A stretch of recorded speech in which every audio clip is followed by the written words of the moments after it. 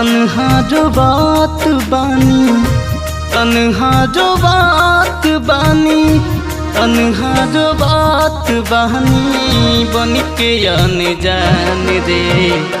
पूछ के बतावा ये चंदा गइली कहाँ जान रे।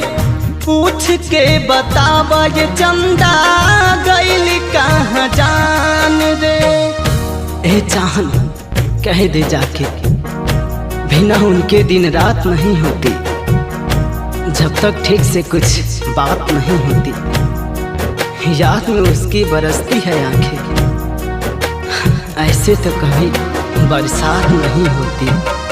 भइल का कसूर दूर गइली मुँह मोड़ के, ओ हो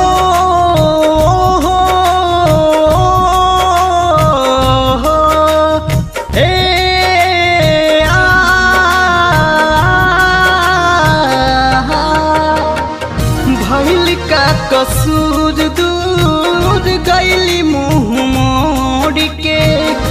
जन्मो जन्म के वादा एक पल में तोड़ के, लागता जुदाई में चल जाई परान रे। पूछ के बतावा ये चंदा गइली कहाँ जान रे।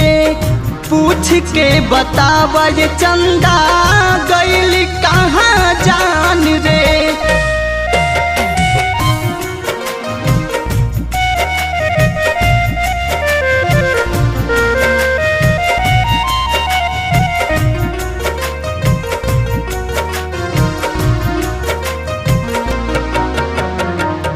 पीर हो पीरतिया की, पीरतिये में पीर हो।